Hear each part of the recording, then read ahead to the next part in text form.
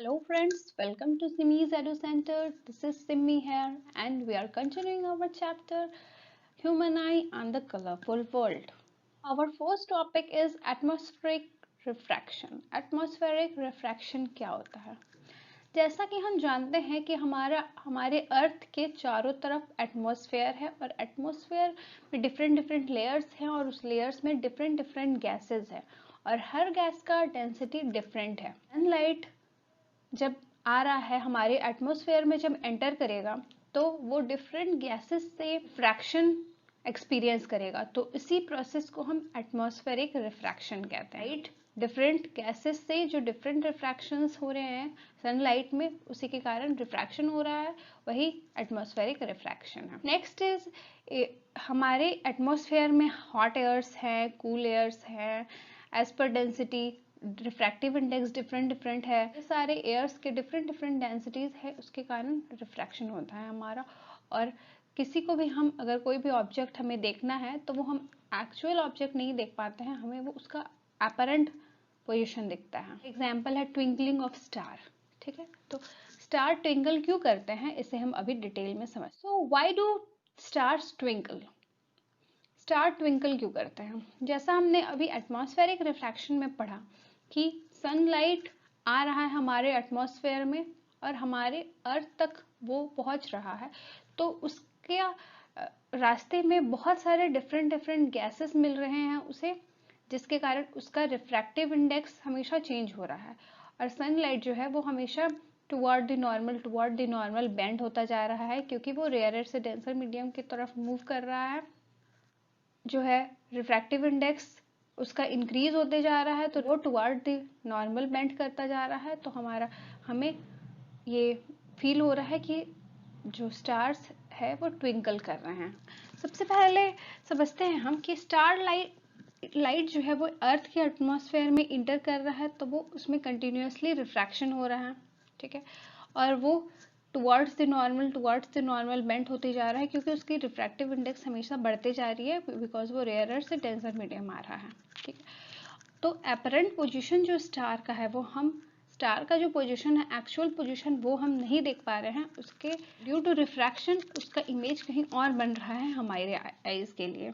Star जो है वो बहुत डिस्टेंस में है हमारे अर्थ से, दैट इज वाई वो पॉइंट सोर्स दिखते हैं, और due to refraction of light वो हमें ट्विंकलिंग नजर आते हैं। एक्चुअली में वो ट्विंकल नहीं करते हैं, रिफ्रैक्शन के कारण हमें ट्विंकल करता दिखाई देते हैं। हमारा अर्थ जो है वो स्टार है वो स्टेशनरी है, बट हमारा अर्थ जो भी है वो भी रोटेट कर रहा है और रिफ्रैक्शन भी हो रहा है।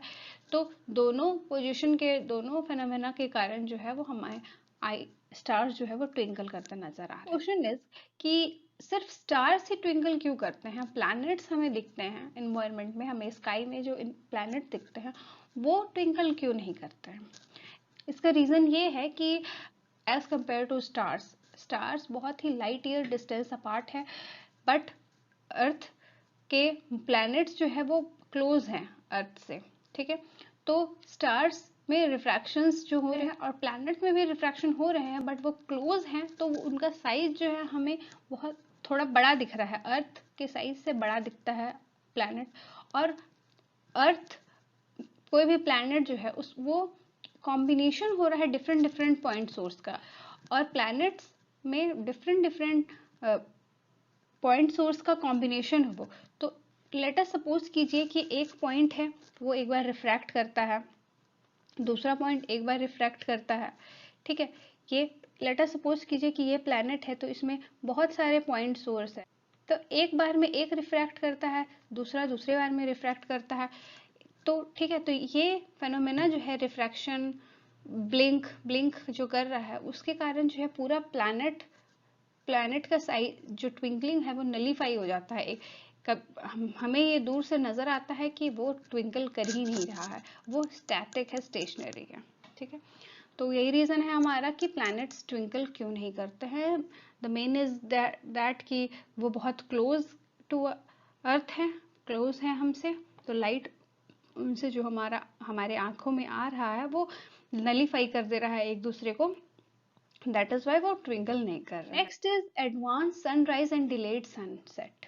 सन जब राइज होता है, मतलब सन सेट और सनराइज के पहले हमें, सनराइज होने के पहले ही हमें वो क्यों दिख जाता है सन, ठीक है, और सन सेट होने के 2 मिनट बाद तक भी हमें सन दिखता रहता है, क्यों होता है ऐसा? तो इसका रीज़न ये है कि लेट समझिए इसे ऐसे कि ये हमारा हॉरिजन है, ठीक है, हॉरिजन है और उसके नीचे ये सन है, कोई भी पर्सन यहाँ पे अर्थ के ऊपर खड़ा है, ठीक है, तो वो जब सन को देख रहा है तो अर्थ के चारों तरफ एटमॉस्फेयर है, ठीक है, तो अर्थ अभी हॉरिजन से ऊपर नहीं गया है, बट हॉरिजन के नीचे भी तो एटमॉस्फेयर है ही हमारे अर्थ का। तो क्या हो रहा है यहाँ पे, लाइट रेस जो है वो इस एटमॉस्फेयर में जा रहा है, ठीक है।